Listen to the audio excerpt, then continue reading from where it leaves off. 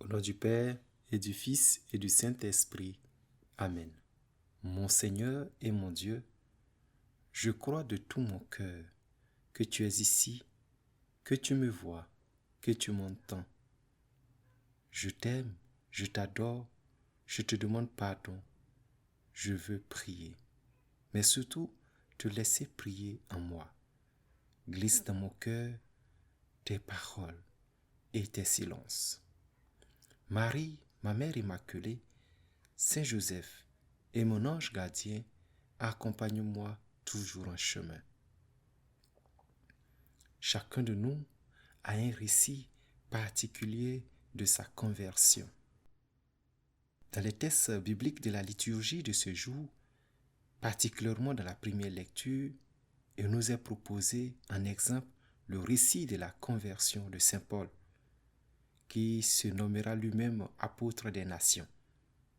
Je peux déjà te dire que nous allons le regarder durant ces 10 minutes comme toi et moi.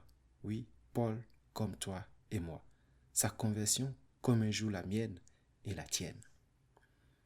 Seigneur, tu te souviens de ce jeune homme brillant et de bonne moralité qui a étudié les valeurs religieuses de sa nation et qui les défendait avec une ardeur jalouse.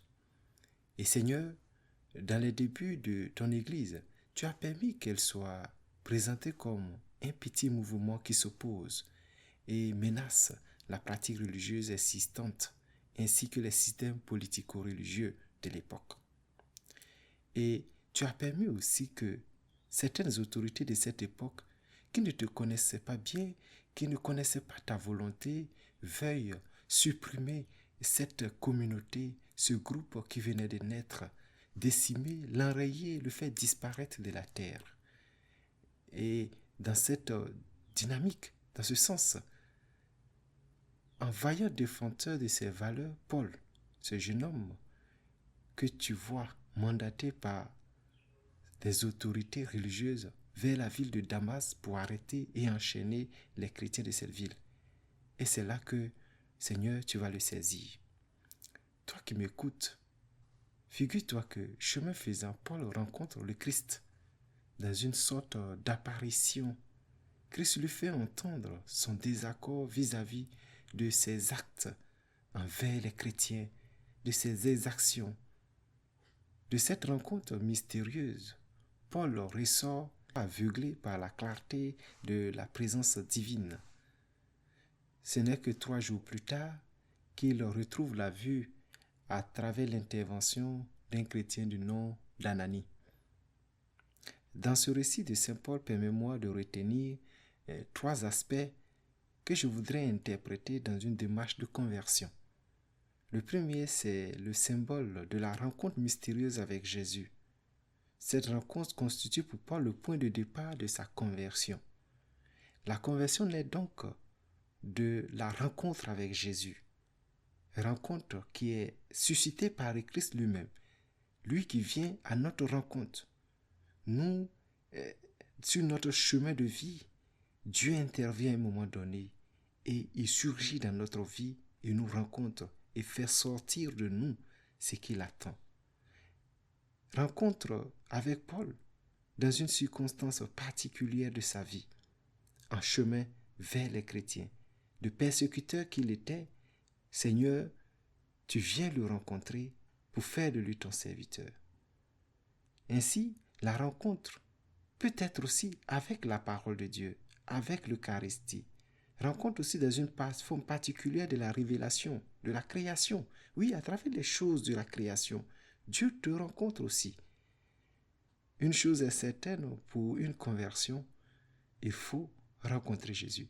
Seigneur, quand le soleil au zénith darde ses rayons lumineux et réchauffe la planète, quand la pluie fait germer des plantes aussi diverses qu'on ne peut dénombrer, quand la science découvre des appareils extraordinaires comme le téléphone portable, l'avion, le métro, quand la médecine parvient à trouver des remèdes à des maladies, quand les eaux foisonnent de poissons dans un écosystème magnifique, quand la végétation change de couleur au fil des saisons de l'année, quand on voit de loin le relief poétique que nous montre la terre. Seigneur, là encore, tu me rencontres de façon mystérieuse. Tu interviens dans ma vie et tu me parles. Tu m'appelles à travers cela à la conversion, à te parler, à t'écouter. C'est là que mes intentions obscures qui m'égarent et se transforment en pensées positives qui sauvent et qui servent les autres.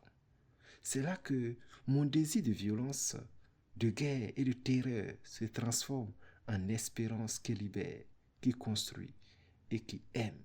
Seigneur, pour ce mystère de la création à travers lequel tu me rencontres, tu me parles, je te remercie. Le deuxième aspect dans ce processus de la conversion, c'est la perte de la vue, qui représente le moment de deuil, de le rupture avec la manière ancienne de voir Dieu, le monde et les hommes, pour en épouser une nouvelle. Paul perd la vue. Il est plongé dans les ténèbres, plongé dans la mort.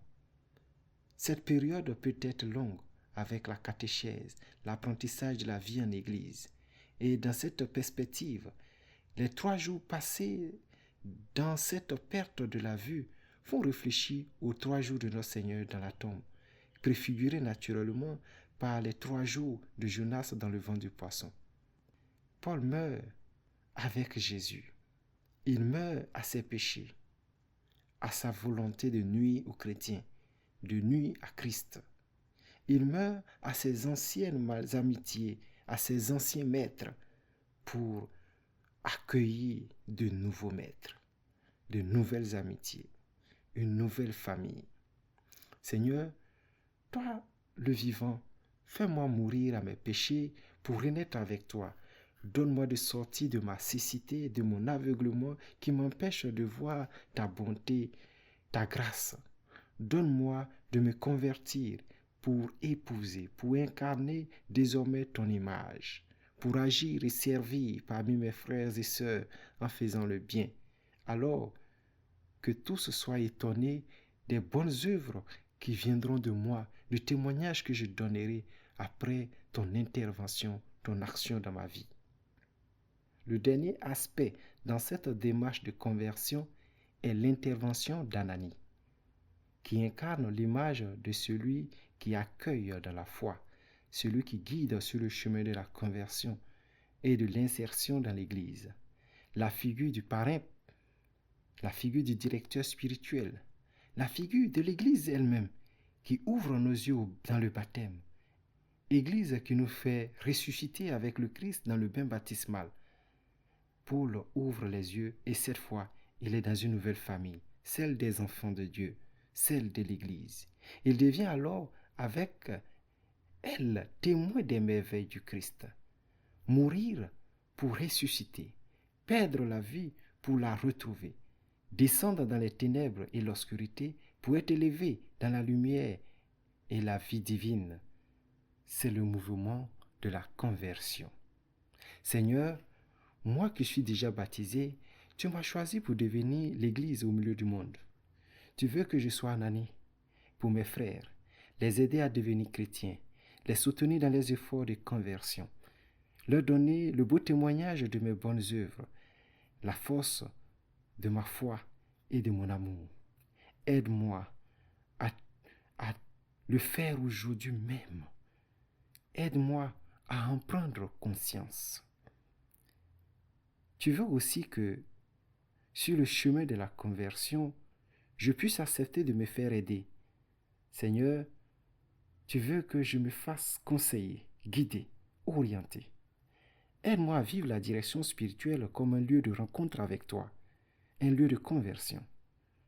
Donne-moi la grâce de la docilité à l'Église qui m'enseigne dans la catéchèse, qui m'instruit à travers les différentes formes d'enseignement de l'Église. Laisse-moi écouter ceux que tu as choisis dans ta sainte Église, le pape, les évêques, les prêtres, pour m'orienter pour enseigner, pour sanctifier dans ton Église. Donne-moi la grâce de les écouter.